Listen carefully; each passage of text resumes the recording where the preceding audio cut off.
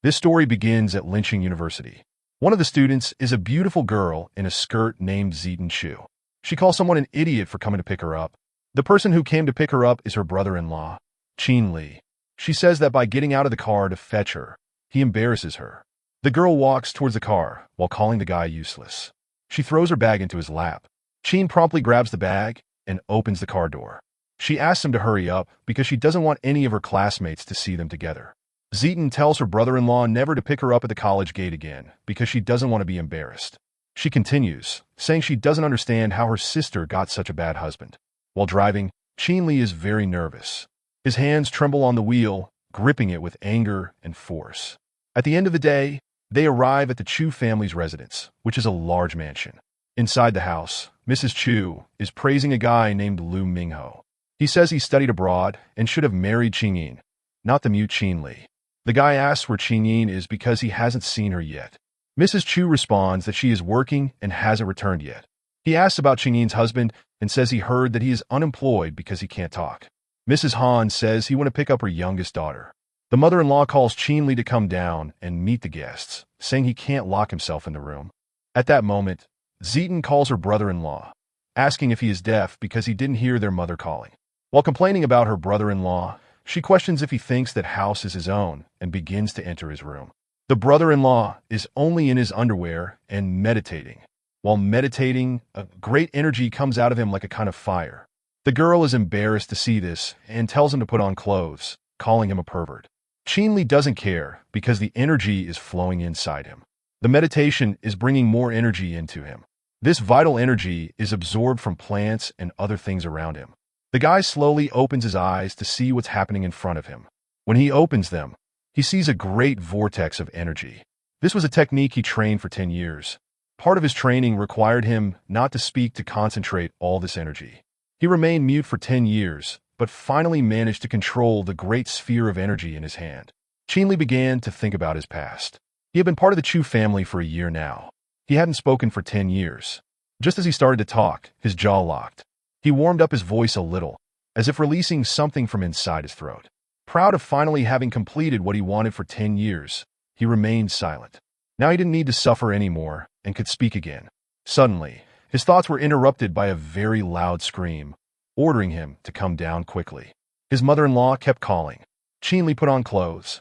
Meanwhile, the plant that received a lot of his energy started to show something strange. The plant, which was almost dead, began to sprout leaves. Soon after, it started to bloom rapidly, as if it were full of life.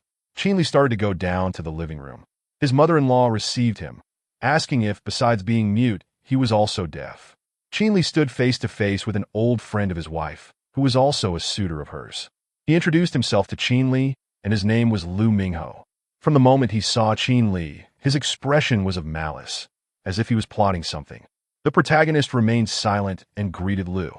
But when shaking his hand, Lu started to say that, besides being dumb, Chin Li also needed his wife to speak for him. The old suitor continued, saying that Chin Li married only for the fortune of his wife's family. With eyes full of rage and malice, Lu said he didn't deserve Qingyin and that he could offer a large sum of money for him to leave the family. While saying this, he was surprised by a great pain that made him jump in shock and make a very horrible expression. He was shaking the hand of his wife's old friend. Chin Li squeezed his hand so hard that it nearly broke the guy's fingers. Chin Li, with a very calm expression, asked what was wrong with Lu and said that his name was Chin Li. His mother-in-law and sister-in-law were extremely astonished because it was the first time he had spoken in 10 years. They asked if the guy had just spoken. The wife's friend, Lu, got very nervous and asked if he could talk. The former suitor continued, saying that he could talk and pretend to be dumb, asking how he wasn't ashamed to lie to his wife for so many years. Chin Li kept squeezing Lu's hand, but his mother-in-law was getting very nervous and asked him to stop because he was hurting the other man. His sister-in-law was extremely scared by the whole situation. But at that moment, Zin's phone started ringing, and she looked worriedly at the screen. When she answered, she received shocking news that left her very scared. She said that the police wanted to arrest her sister and were at the company where Qingyin worked. Chin Li lessened this statement from his sister-in-law and started paying attention to the conversation, moving closer to the phone.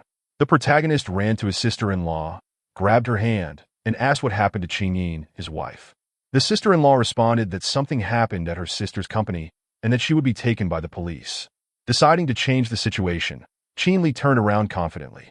His mother-in-law yells at him, asking him to return to the room. "Don't embarrass me even more." Lu, with his injured hand, asks, "What happened to Qingyin?" The lady begins to explain. Something went wrong in the company. The police are surrounding the place.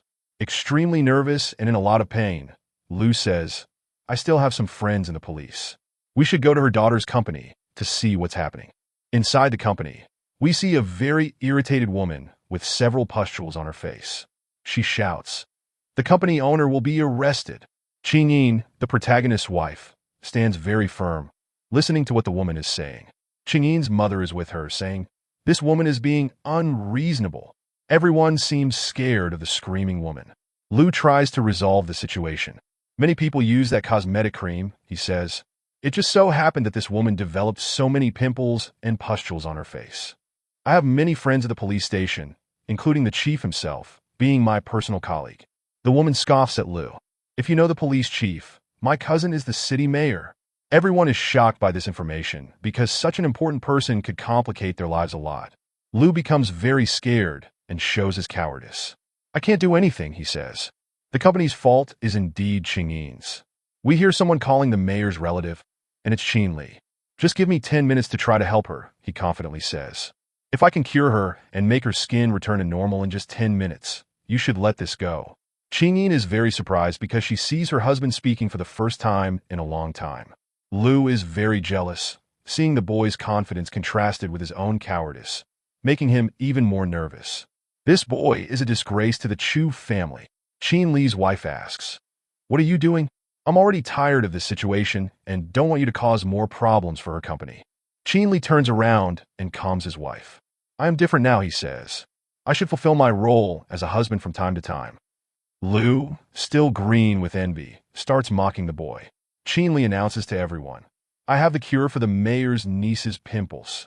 The company's employees start mocking Qin Li. He is just a freeloader who married the daughter of a very wealthy family. "How did someone so ridiculous get involved with our boss?" they wonder. The complaining woman asks, "Why should I believe you?" He says, "If you are not cured, I will take all the consequences." "I have no problem trying the treatment," she says. "But if you fail to cure me, I will be merciless with the consequences." His wife asks him to stop. "Qin Li, you might get her in even more trouble." Qin Li pulls his wife close to demonstrate confidence and asks her to find some traditional Chinese medicine herbs.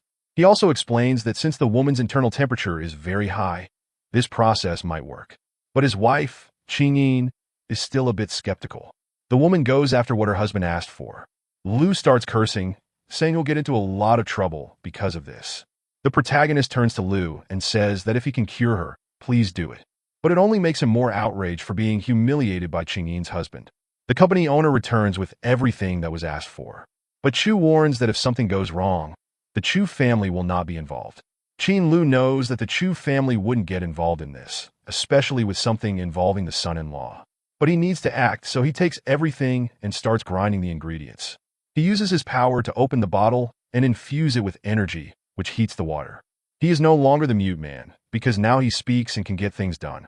Qin Li makes a very happy expression when he finishes preparing the bomb, announcing that it is ready. He starts to bring it to the girl with a smile on his face. He asks if he can apply the solution to the pimples to try to improve them. The problem is that the solution has a very grotesque appearance. The employees laugh at the appearance of the bomb, which is hot and looks very disgusting. Hesitant but determined, the mayor's niece pinches her nose and begins to apply the solution to her face. However, she only applies a little. Qin Li quickly smiles and applies much more, even though the girl is very disgusted by what happened. The mayor's niece starts running towards the bathroom as if she were going to vomit. Lu and the other employees continue mocking him, saying he's crazy.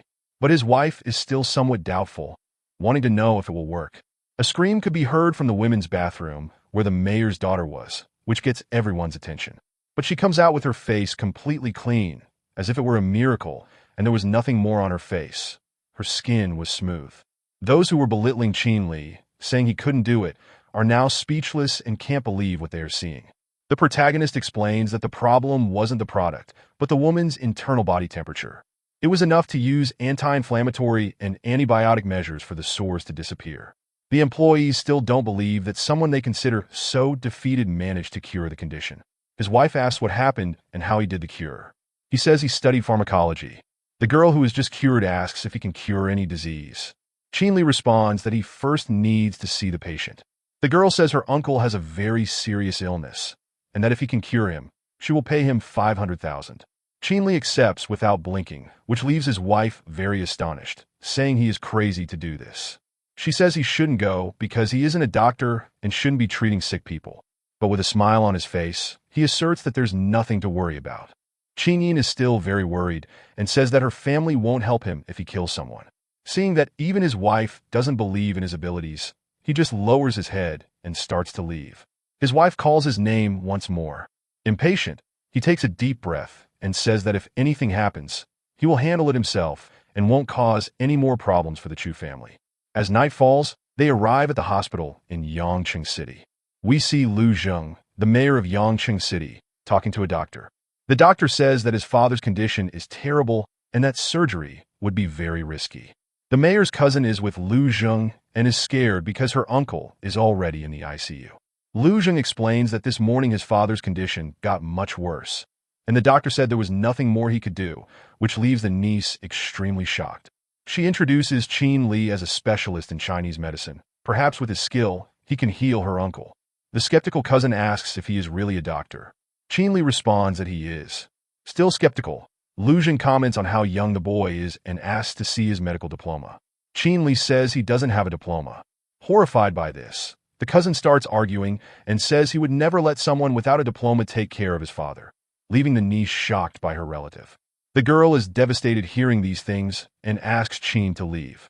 At this moment, a nurse appears at the door screaming that the patient's vital signs are very weak and for them to come immediately. Everyone is shocked and turns to the nurse, hearing this with great astonishment. They all run into the room, and Lu Zheng is very scared of losing his father, who was on the stretcher. He asks the doctor what's happening to his father. The doctor responds that he has tried everything. His cousin continues to plead with Lu Zheng to let Qin Li see the patient, saying that maybe he can help. But Zheng responds that he would never let someone so young take care of his father. The machine shows that the patient's vital signs are getting weaker. Qin Li says he can save him, but has to be now and there is no more time to waste. However, Zheng yells for him to get out. Then he asks if Mayor Lu wants to make a bet. But Lu responds that he doesn't want anything and questions what he could gain from a bet with someone like him. The bet is simple. If the patient is cured, he only wants an apology. Otherwise, you will go to jail. Both cousins ask Qin to leave the room, saying he is crazy for talking like that. Qin says he will leave, but guarantees they will regret it. As he leaves the room, he sees his wife in the hallway. The first thing she says is about her husband's foolish behavior. With a very serious posture, she continues, saying, "You should go home and stop embarrassing yourself." The sound of the electrocardiogram machine catches Qin Li's attention because the patient's vital signs are dropping further. Lu Zheng asks what is happening to his father, and even the doctors can't understand. The doctor tells the nurse, "Run and get a pacemaker." In the meantime, the machine indicates that Zheng's father's heartbeat has reached 0. The man's heart has stopped. The doctor says with a sad expression on his face, "There's nothing more that can be done." Lu Zheng is incredulous about what happened. He says, "My father was alive just a few minutes ago." Very sad. The doctor expresses his condolences, regretful. The mayor kneels and starts crying, saying, "I didn't take good care of my father, and I didn't spend enough time with him." The door opens with a loud bang that grabs everyone's attention. Qin Li is determined to save the patient. He asks everyone to step back because he can still be saved.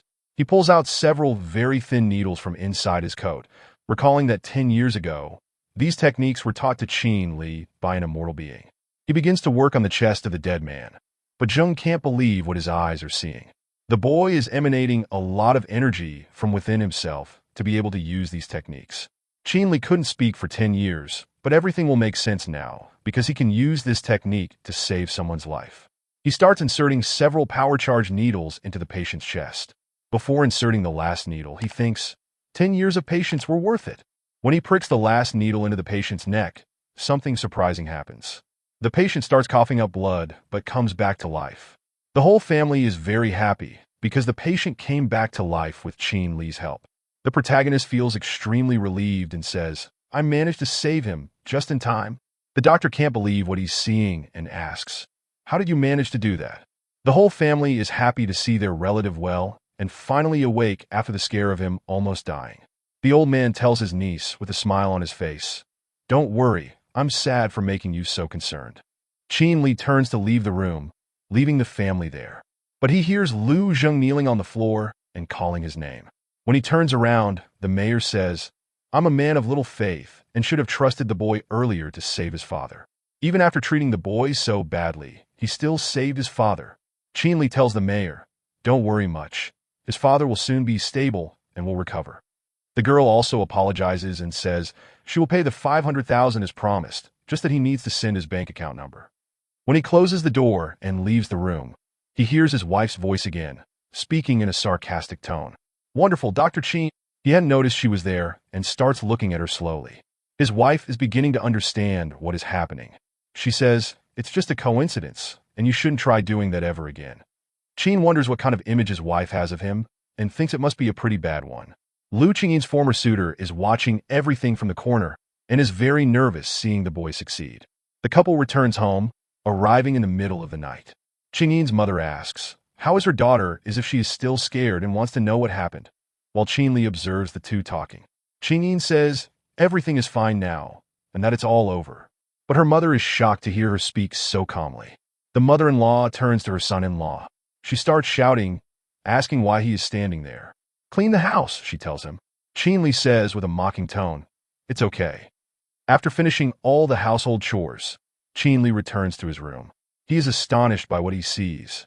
His wife is only in a nightgown, doing some stretches she sees on TV. While walking, Qin Li can see that she is doing some yoga exercises.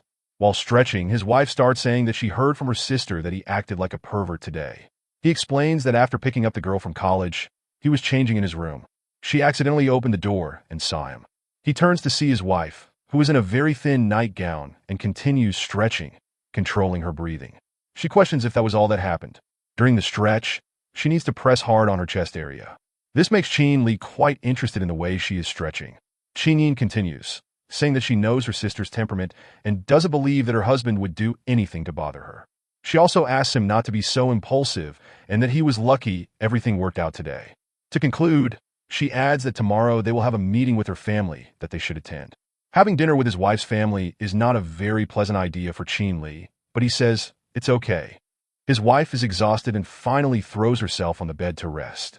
Her voice now starts to sound velvety, as if coming from within flowers. She gently thanks her husband for everything he did that day. He can hardly believe what he is hearing, because it's one of the first times Qinyin says thank you to him. At dawn, we see the facade of a luxurious building called the Royal Hotel. Inside the hotel, there is a restaurant where Qingyin's entire family is starting to greet each other one by one. Qingyin's father is very happy to welcome all the Chu family to their first annual gathering. His wife is wearing a very fancy dress, and he knows that this woman will try to belittle him. Her name is Chu Guei-Chin, and she is Qin Li's father-in-law's older sister. This aunt asks when Qinyin will have a child while sipping her glass of wine. Qinyin says they are not ready yet, so they shouldn't rush to have a child. Guei-Chin says it's good to have a child soon while she is young, and Qin Li doesn't stop eating the banquet's delicacies on the table. She continues, saying that she herself doesn't need to worry about it, because her son-in-law, unlike some people, doesn't need his wife to take care of him. Mrs. Chu, with a smile on her face, says that her son-in-law is not just any man. She's very happy because he has a job in the government, unlike some other people. But meanwhile, Qin Li continues devouring the banquet. The aunt gives a small cough, a signal for her son-in-law, Chengwen, to notice. Chengwen then stands up, thanking them for being at the first family gathering. He says he has a present for the uncle, handing him a beautiful red box. Qingyin's father is extremely amazed to see what's inside the box. His eyes widen in admiration when he receives a porcelain gift. While admiring the wonderful porcelain piece, Chengwen says he bought this porcelain for 300,000, and it is from the Yuan dynasty. 300,000 is a very high amount, but this ceramic piece is very valuable. At that moment, the air in the room felt heavy. After the ceramic was shown, Qin Li sensed a dark energy coming from it.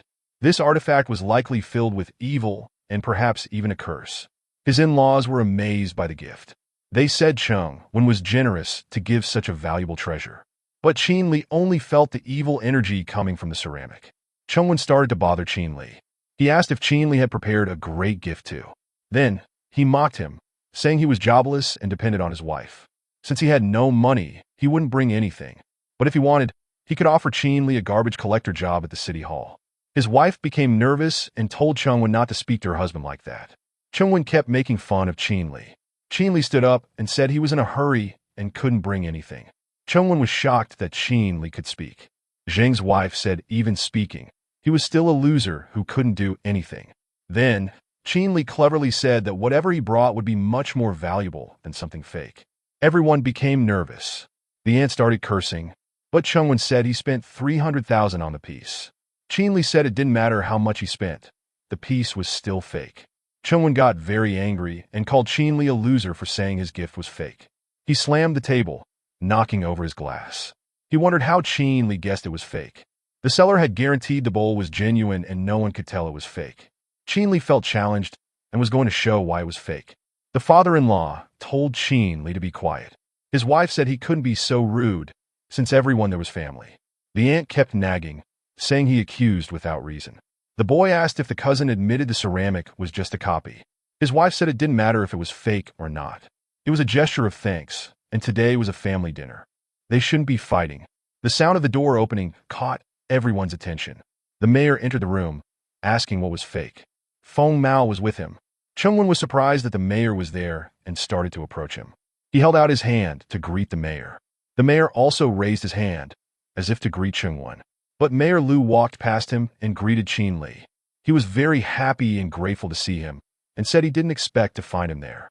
Chung-won said that Qin-li was just a mute person and should be treated like trash. Hearing this, the mayor became very angry and asked who said that. The man responded that his name was Chung-won, chief secretary of the city hall.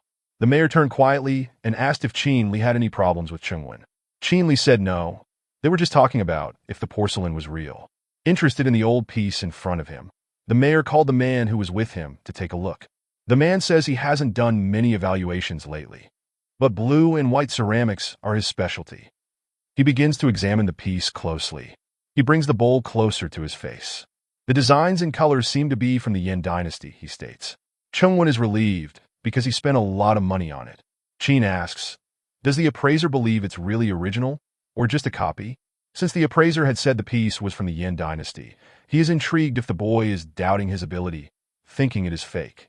Qin asks again, is it really not fake? The appraiser laughs and pats the boy on the shoulder. I now understand why the mayor likes you so much, he says. The bowl is indeed fake. When you look from a distance, it seems like an original bowl. The design is very sophisticated, but it lacks the elegance and sophistication of the original piece. It was buried with someone and absorbed a lot of bad energy in the person's tomb, so the bowl is cursed on top of everything. Qin-li's mother-in-law becomes desperate and tells her husband to clean his hands. The aunt scolds Chung-won, who apologizes. I didn't know that, he says. The imitation is very good, very well done, but a good I can see it. He invites Qin for tea later. The mayor says that Qin is an honored guest. I was just about to talk to you about something.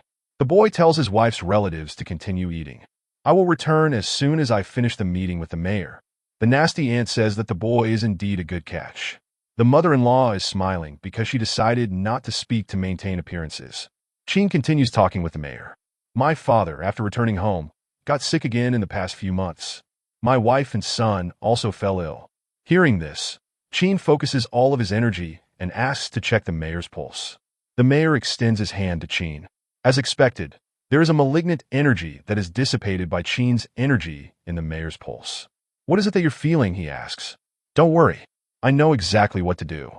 After dinner, I will go to your house to resolve this once and for all. The mayor is happy to hear this. I will welcome you and wait for you at my house later in the day. After finishing the meeting, Qin is helping his father-in-law into the car. Tell your wife and sister-in-law to go ahead with your father-in-law. I have to step out. Hearing this, his wife responds quite rudely. After everyone leaves in the car, Qin takes his phone and starts setting a route on his GPS. He searches for the way to get to the mayor's house, which is near where he was. He moves forward and turns right onto a very busy street. The GPS indicates a route through an alley that Qin should take to reach his destination. There are only 50 meters left to reach your destination at the end of this alley, the GPS voice indicates.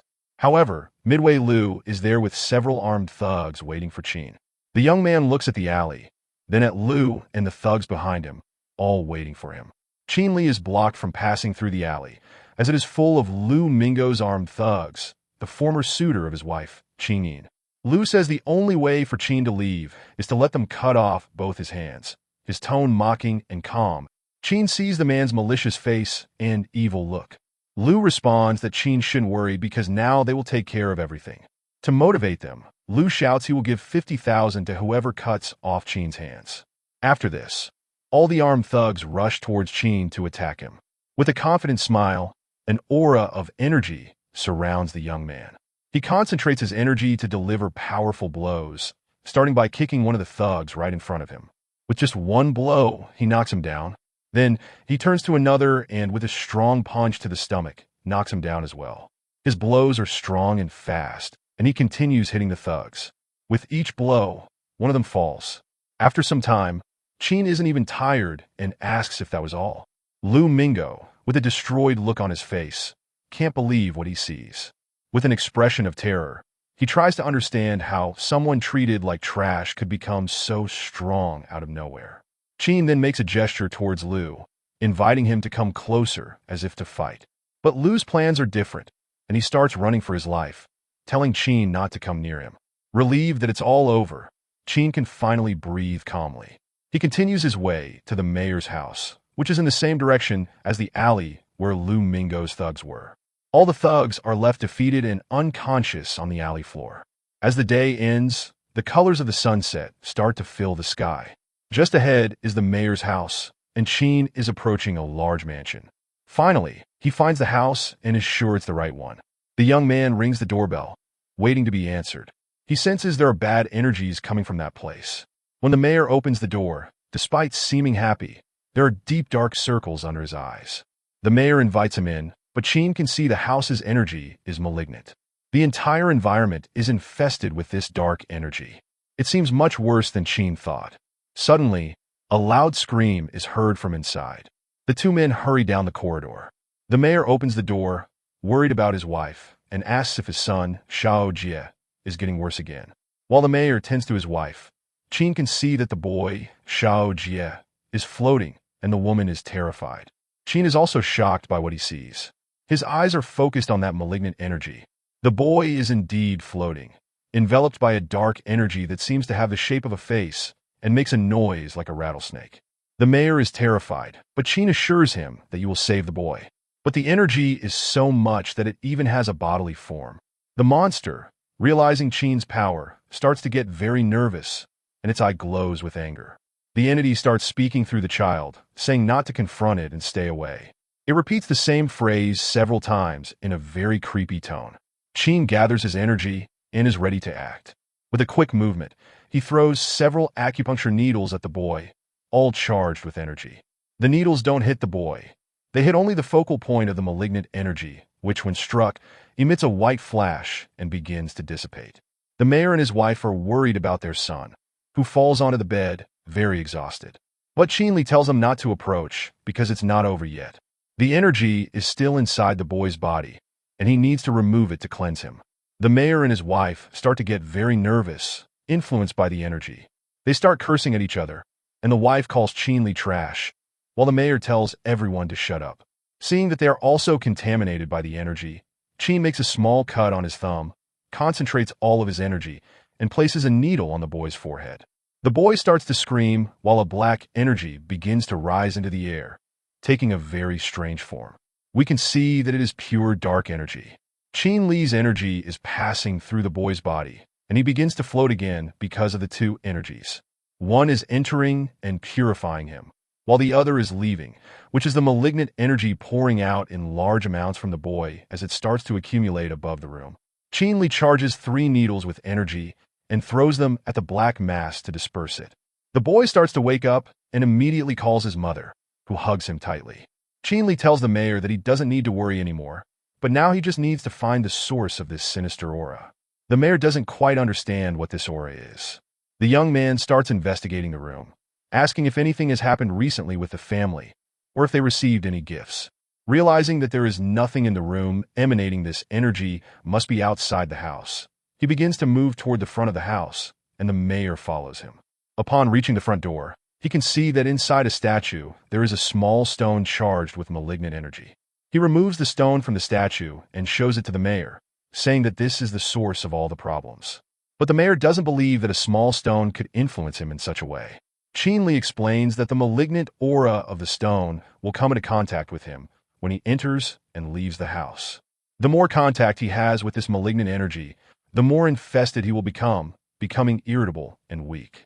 To resolve this and end the issue, Qinli concentrates his power and breaks the stone, dispersing all the malignant energy from that place.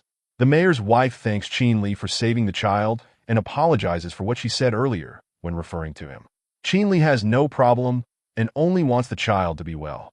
The mayor is very happy. He says he will ask the driver to take him home.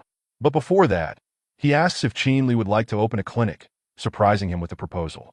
Qinli starts thinking about what it would be like to open a medical clinic. The mayor says he wants to repay the favor, since Qin saved several members of his family.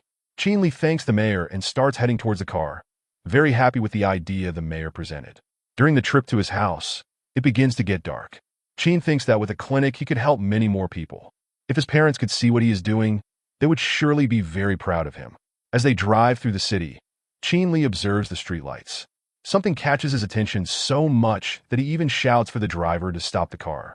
The request is very sudden, and the driver brakes so hard that Qin hits his face on the front seat. A little irritated, the driver asks if they have reached their destination. Qin turns around and sees his wife, but doesn't understand what she is doing in that place so late.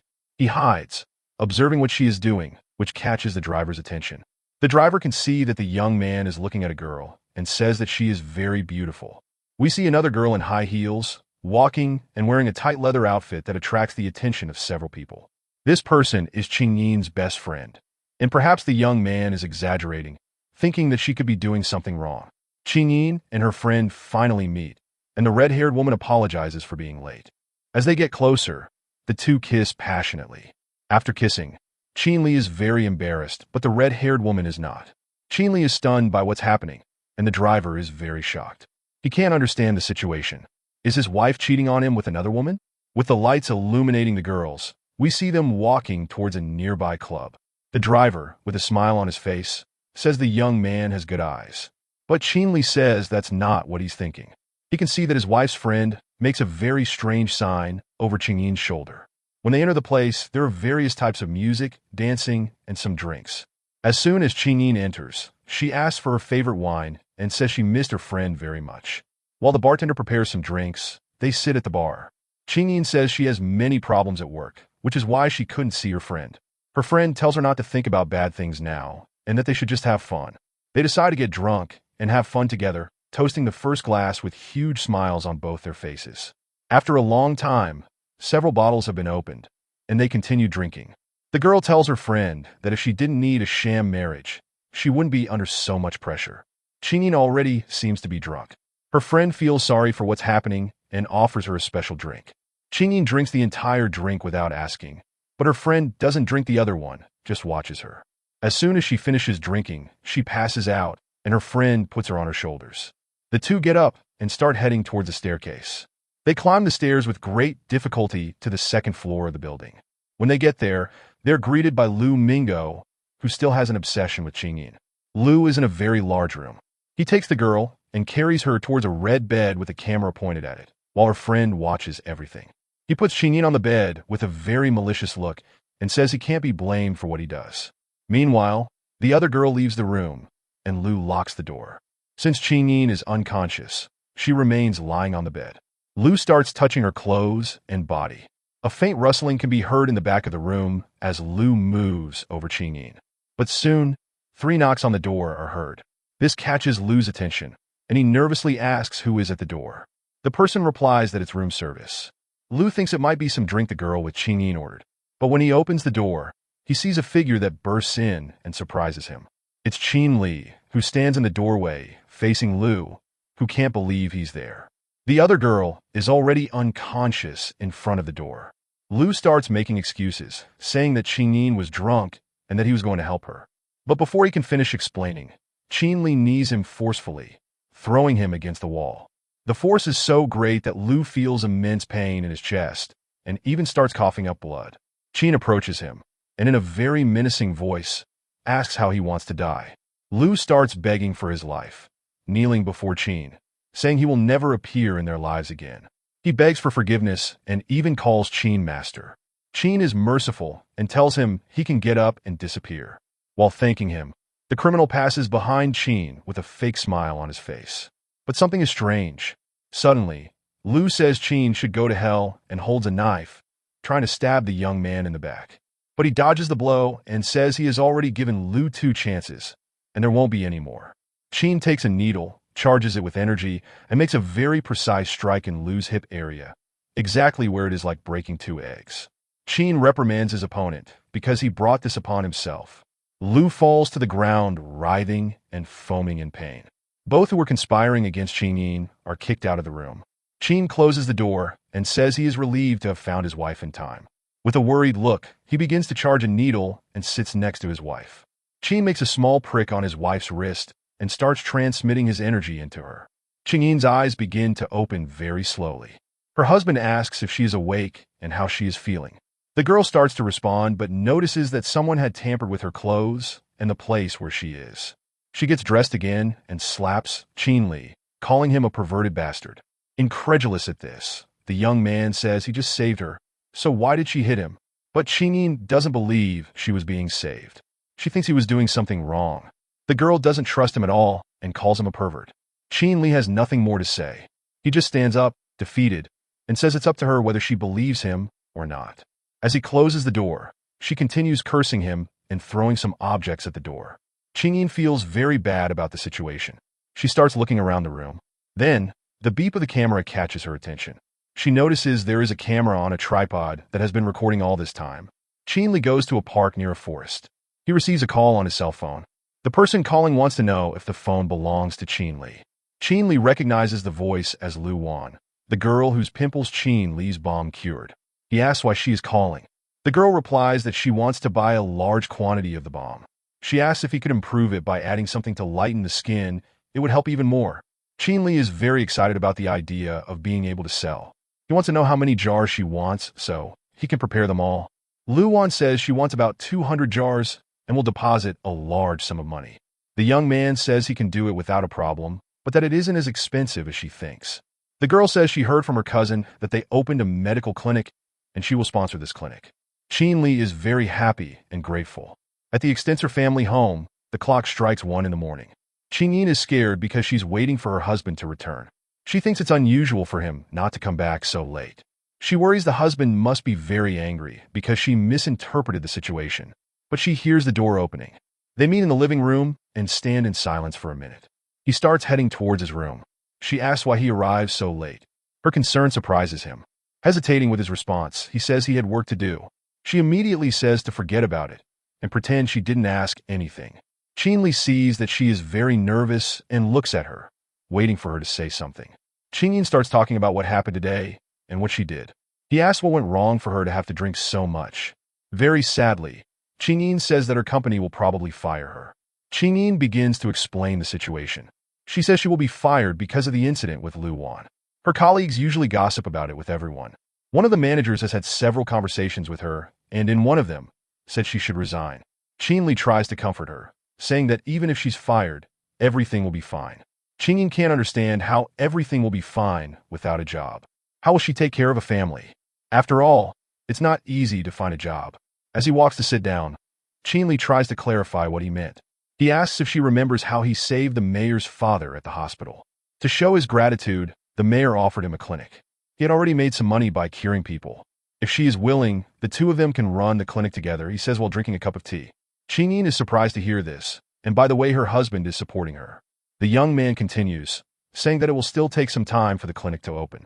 He's going to sleep and starts going up the stairs towards his room. Qin is grateful for his comforting words. To be honest, she also wanted to apologize to her husband the next morning. The Chu house's doorbell was constantly ringing. A voice could be heard calling Qin very loudly. A girl was in front of the house, shouting for someone to open the door. Qin was still very tired from the previous night and hadn't even taken off his pajamas. From the voice, he already guessed who was on the other side of the door. He opened the door, knowing who must be there, and saw a girl there. A young woman with short hair and sunglasses was surprised to see Qin Li. Her name is Tan Zijin, and she's Qingyin's best friend. Qingying and Qin Li met in college, and they already knew Zijin from that time. Zijin still can't believe how Qingying married a man like him. Qin remembers the college days when she frequently played pranks on him, like the time she put itching powder in his shorts. When he put on those shorts in his dorm, the young man started to have uncontrollable itching. Zijin calls Qingying to come down quickly because they want to go shopping. They head to the central area. The day is beautiful, with the sun illuminating the water and birds flying. Zijin is very excited, singing from inside the car. Inside the car are Qin Li, Qingying, and Zijin.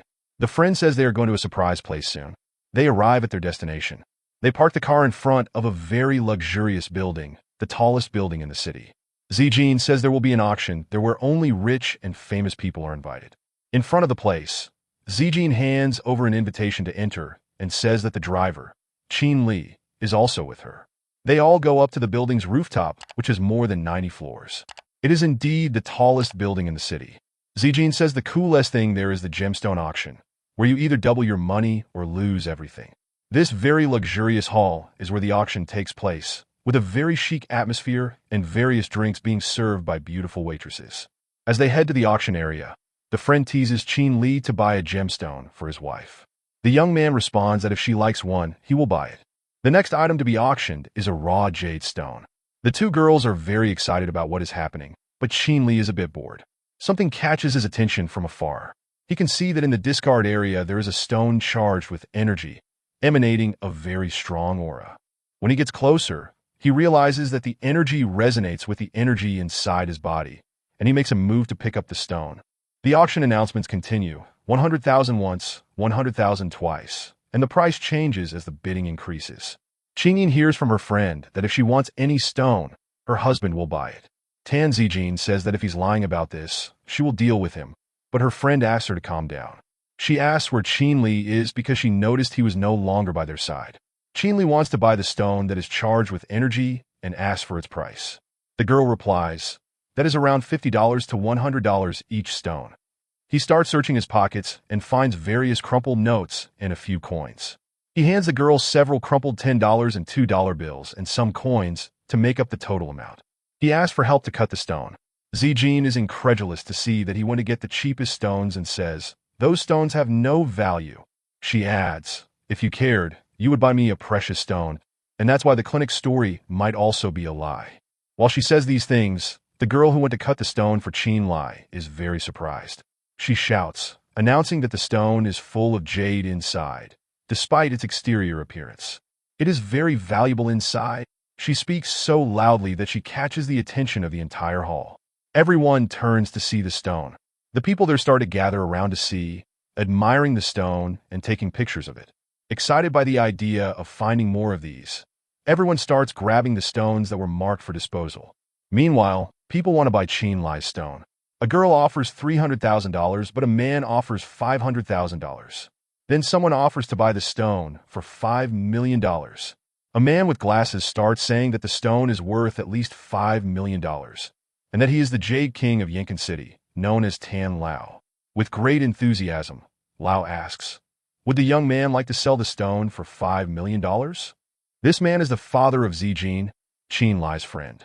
Qin says that he bought the stone for his wife, and that they should ask her if she would like to sell it. Her friend is also very surprised by the value of the stone. Qingying admires her husband's gesture and thinks a bit more about their situation. She says that a specialist would know better how to preserve the precious stone, and it is an honor to meet her friend's father. Tan Lao is happy to buy the stone and says, you will ask his secretary to send a check later. He also asks Qin Li to examine the stone he just bought that seemed very beautiful and full of jade. The young man says that unfortunately, this stone is just an ordinary one and has nothing special about it. No one can believe him, not even his wife, questioning how such a thing can be said, since it was a stone selected by someone with great experience. Tan Lao says that although there are some jade stones embedded in the crust, you need to look inside and be sure. Zijin begins to provoke Qin Li, saying that he had beginner luck the first time. The stone is opened, and it can be seen that there's no jade inside, so it has no value. Zijin says that her father was never wrong, but the Jade King remains unfazed and says that Qinlai was right.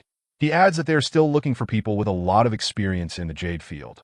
If he is interested, he just needs to call. Qinlai starts to speak, but Tan interrupts and says he doesn't need an answer now and can decide later.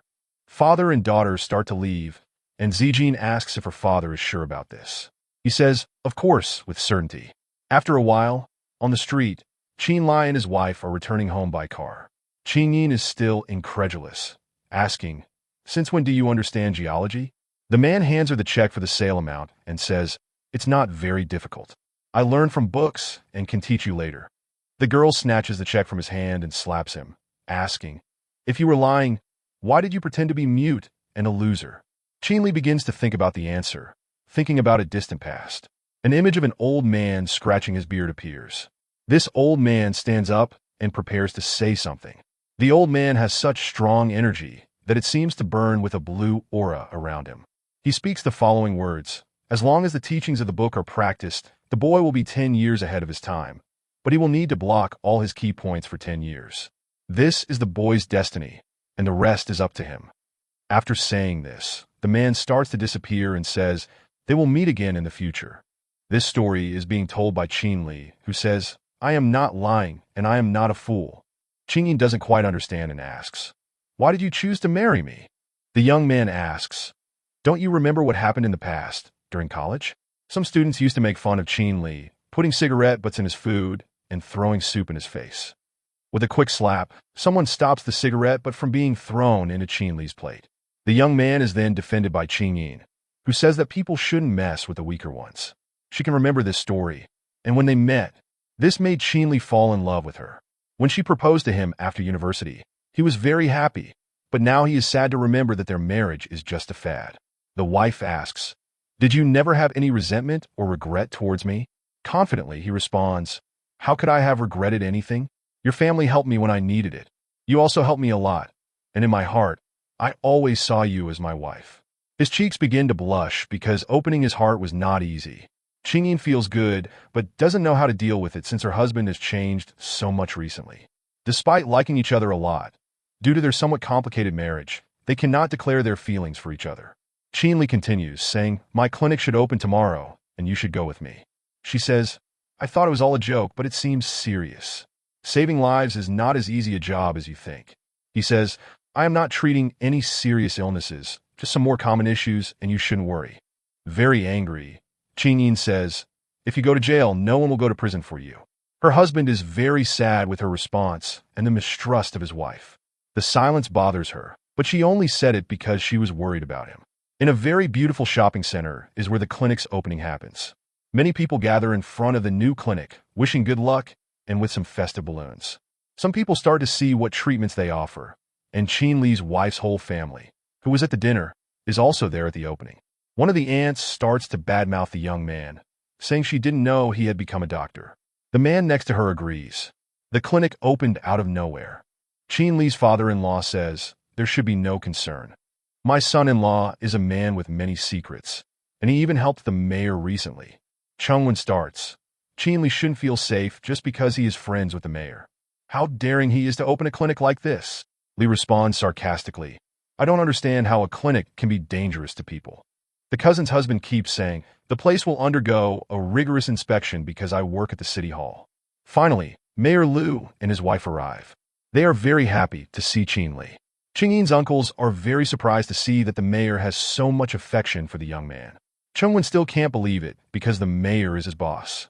Looking at the way the mayor treats Qinli, he can't understand the relationship between the two. Qin receives gifts from the mayor and his wife. Then she adds, the place looks beautiful. Qingyin is extremely angry because the whole family was speaking sarcastically about her husband. Now that the mayor has arrived, everyone has gone silent. Outside, we can hear some cries for help. A person is asking for their child to be saved. Everyone is curious to know what's happening and why they're screaming outside. We can see a worried father with a boy. The people around try to understand what is happening. Li tells the people to move away. I am a doctor and can help the boy. He starts to approach the boy who is drooling a lot. The boy is foaming at the mouth while coughing and asking his father for help. Some of Qin's relatives say, take the person to the hospital. You won't be able to cure him because he has a serious illness. The wicked aunt and her brother-in-law can only wait for a worse outcome, saying they want to see how Lee will get out of this. The father desperately asks Chin for help. The doctor begins to examine if the boy has any reaction and asks to take him inside the clinic. Inside, everyone observes Chin Lee's work closely. He places the boy on a stretcher to try to cure him. Sitting next to the boy, the young man begins to concentrate all of his energy and touches the boy's wrist to transfer it. The energy penetrates deeply into the boy's body, passing through all of his blood until it reaches his vital organs. The boy's stomach is extremely damaged. The young man says, "The boy is poisoned. What has the father been feeding him lately?" The father says, "It is impossible for him to be poisoned. My neighbor takes care of a child, and he has always been good to him." Chin's mother-in-law starts yelling. The father is incompetent and shouldn't leave the children with the neighbors. This makes the sick boy's father burst into tears and start crying, saying his wife died early and he has been saving money for his son's school. But the doctor can feel that from the symptoms, the weak breathing, and the boy's skin color turning black, it is definitely poisoning. A voice in the crowd stirs everyone up, saying, "The doctor from this clinic only got his diploma a few days ago, and how daring he is to open a clinic." Everyone is surprised to hear that he recently got his diploma. They want to know if it could all be a setup. People around demand that the clinic be closed and the boy be taken to the hospital. His wicked aunt and cousin are having fun watching the boy and the doctor struggling. But his wife is very nervous and swallows hard with the whole situation happening there. The sick boy's father becomes very nervous. He stands up and yells that if the doctor can't cure him, then he's just trying to hurt him. Chin gets angry with the situation and puts an end to it. He says that the boy's condition is critical and there is no time to waste. During the discussion, the boy starts coughing up blood, showing that his condition is getting worse and his life is at risk. Chin Lu widens his eyes with surprise and determination and asks everyone to move away. He removes the sheet from the boy while the sick boy's father continues comforting him. Lee begins to work quickly, concentrating his energy to help the boy. With his aura, he starts to visualize all the energy points of the human body so he can purify the boy's energy. He throws needles toward the sick boy and starts piercing all the boy's chakra points, saying their names. Summon Sun, Moon, Star, Taiyi, Wagi. When he finishes, the boy's mouth begins to fill to release everything that was intoxicating his body. He stands up and vomits a lot, dirtying his clothes and the stretcher where he was. The father can hardly believe that his son started moving again. With tears in his eyes, he hugs the boy and apologizes. The boy who was sick says he is very hungry and now wants to eat some fried pork. The father, still hugging the boy in tears, says it's okay, they can go eat now. Chin says the boy is fine, but if the father still has any doubts, he can go to the hospital for a general checkup. Very grateful, with hands together and still crying, the father thanks Chin Lee, saying he's a real doctor. Everyone is amazed at the young Lee's skill in saving the boy. Even though he's newly graduated, he has many abilities. We can see the old man who started raising doubts about the doctor walking towards a young man. The young man is punching the wall in anger and grinding his teeth. This is Leo Mingo. The old man tells Lu not to worry. Let him live a little longer. Soon you will make a mistake. Night falls, and a man leaves the clinic happily, saying he can now have a child with his wife. The clinic lights are turned off, and its door is closed. Chin is exhausted and begins to leave through the back door. He's going to close everything and go home, but he hears a rustling in the trees. Something very strange is at the back of the clinic. With a keen look, he notices that something is strange in the garden. He sees a booth and a knife completely covered in blood at the corner of the tree, and it scares him a lot. But what is there is a woman also covered in blood and with all her clothes torn, looking very injured. She says nothing and just keeps looking at Chin. Chin tries to ask if by chance she is there to see the doctor. Barely finishing his question, the woman starts advancing towards him very quickly, seeming like she's going to attack him. He puts his hands in front of him, trying to prevent an attack. He asks the woman to stop because he is the doctor there. But halfway through his sentence, the woman starts to stagger. She falls to the ground in front of Chin Lee. He can see more wounds on her body. Seeing the woman's situation, he cannot abandon her there. He begins to prepare to work. Then, he takes the woman inside the clinic and places her on a stretcher to start the treatment. After the woman is on the stretcher, she remains unconscious. Lee takes his phone out of his pocket and starts dialing a number. He's calling the Chu residence, but the phone rings for a while and no one answers. Until Chin Yin answers on the other side of the line. The doctor begins to explain that he has a very difficult patient. His wife asks if her husband is not coming back today and if he is staying at the clinic. He says yes, he will sleep at the clinic because there's still a lot of work to be done, and that she does not need to wait for him to arrive. Qingyin gets a little frustrated with this because she wanted to see her husband that day. She says he is very stupid for doing this. She starts yelling at him on the phone, saying that if he wants, he can work all day and live in the clinic for the rest of his life. Concerned about his wife's situation, the young man thinks that next time he will have to buy something to try to please her, maybe a present. Returning to focus on the injured woman, he opens his medical toolbox and starts working. The woman has many bullet wounds and cuts on her body. He starts removing the bullets he can. When the doctor goes to remove a necklace from the woman's neck with scissors, he notices the symbol on that necklace. It looks like a military identification pendant. He sees it belongs to the 19th Division of an elite group. How did that person end up in his clinic? Within the Chinese government and military, there are various special operations divisions. The MI-16 is composed of people specialized in stealing information. Some are hackers, weapons experts, and reverse engineering specialists, while others just secretly influence public opinion. But the MI-19 is the most special. The woman who was injured on the stretcher in Qin Li's clinic is the leader of his special forces team. She commands her subordinates to advance on the mission. They are at the top of the building, illuminated only by the city's night lights. They jump towards the ground to start their special mission. The voice runs to the woman's head, reminding her that the 19th Division must be exterminated. The order came from above. This memory shocks her, knowing she could die. She starts falling towards the ground and can't hold on. A scream of no can be heard, but it's just the woman waking up on the stretcher. Her wounds are already bandaged, and she sees that she is out of danger. The agent cannot believe she did not die and is still alive. Qin Li was preparing some solutions and sees that she has finally woken up. So the girl asks if it was him who saved her. While pouring the solution onto a paper, he responds that if he had arrived 2 minutes later, he wouldn't have been able to do anything. The girl still trembles with pain from her injuries. She can barely get up from the bed she is in because it requires a lot of strength and the pain is intense. Qin Li asks where she's going while wrapping some packages. The girl, locking with great difficulty, says she has no home and doesn't know where she's going. Upon hearing the girl's response, Qin reflects on what was said. Then he suggests that she stay there, and that he needs a new assistant. The girl is surprised by the doctor's offer.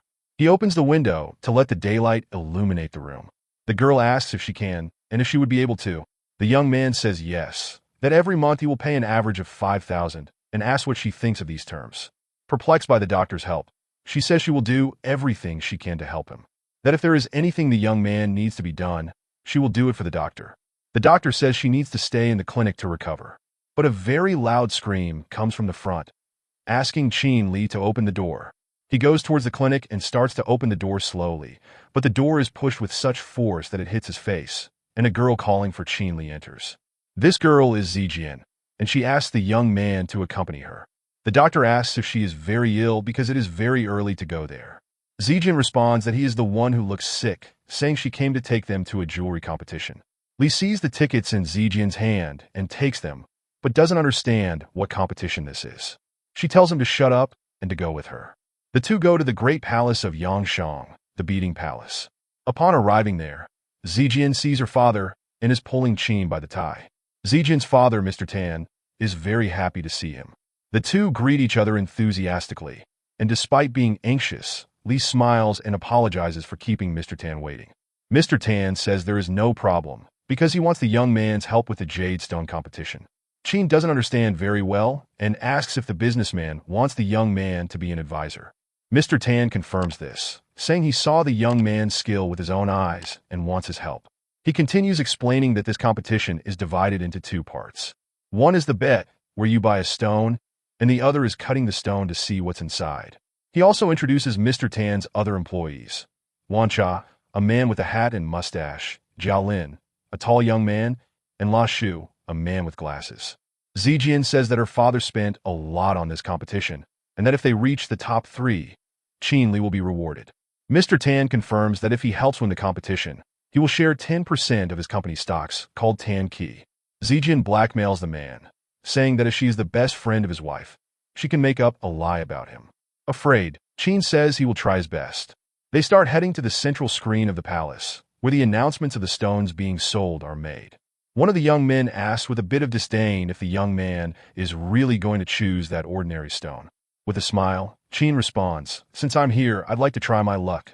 Mr. Tan's oldest employee, Lao Shu, hands a gold card to the young man.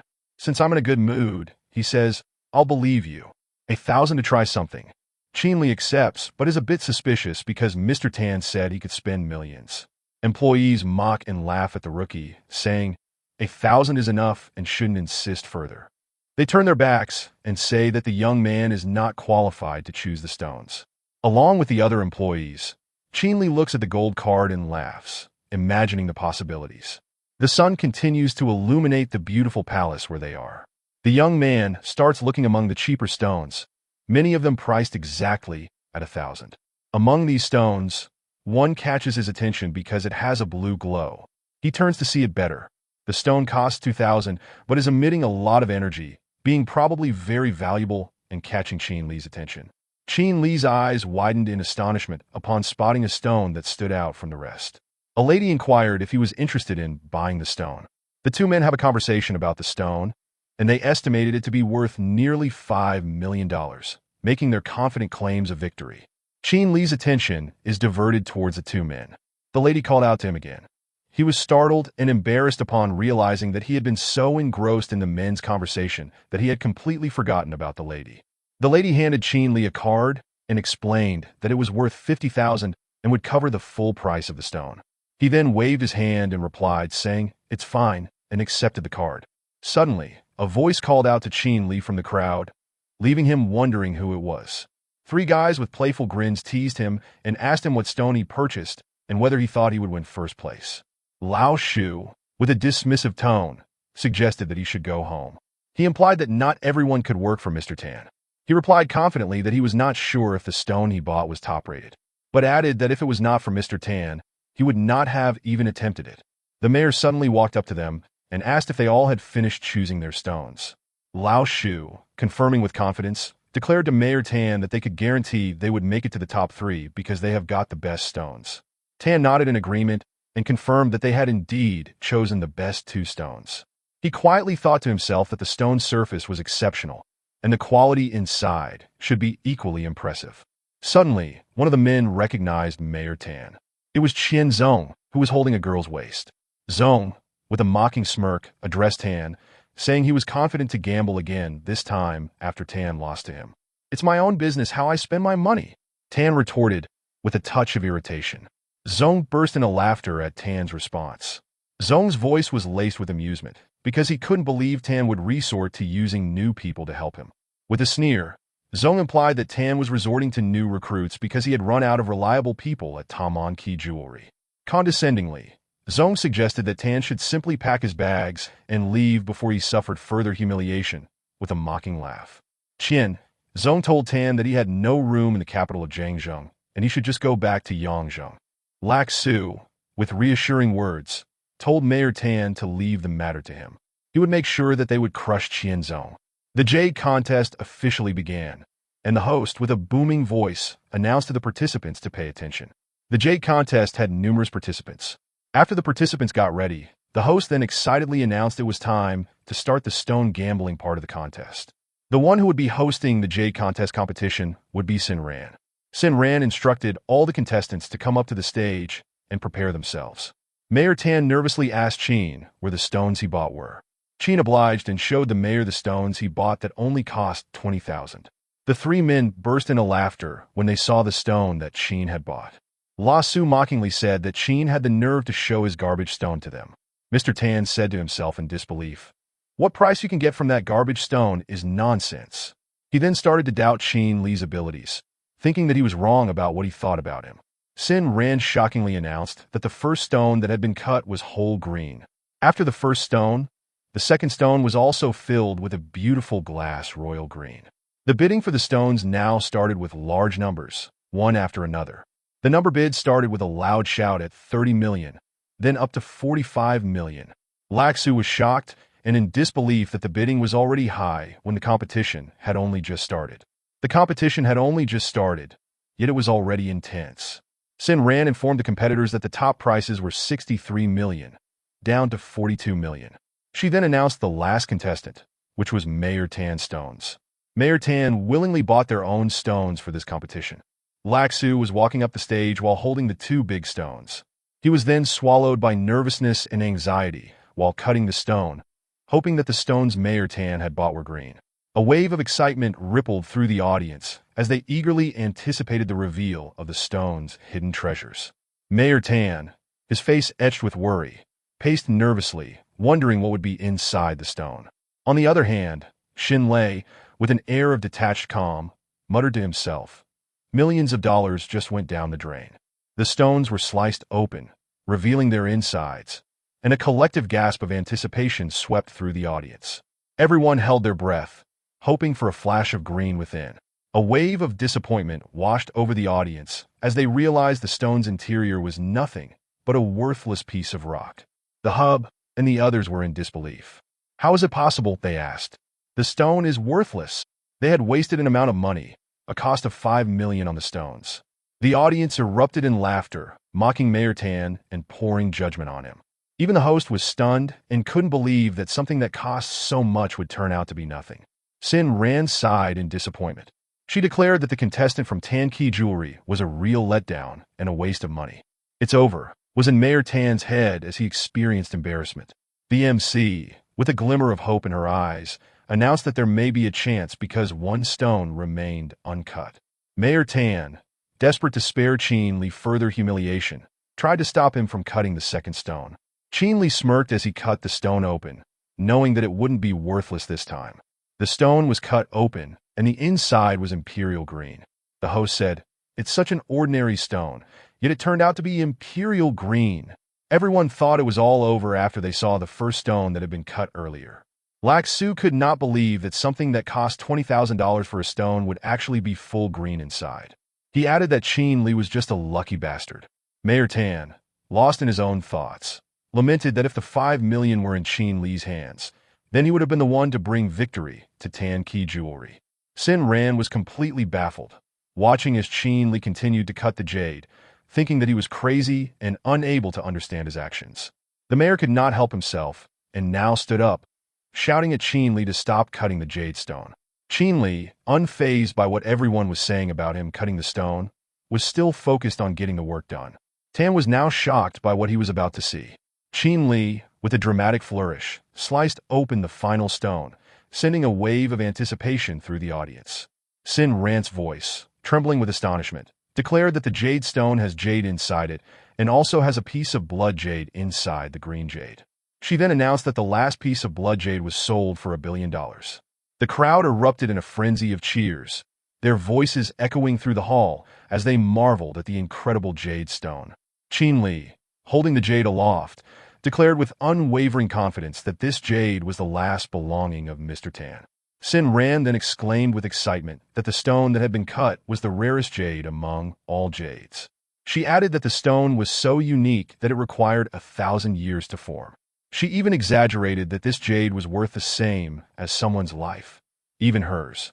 A wave of frenzy washed over the crowd as they screamed and shouted their bids, desperate to claim the jade stone for themselves.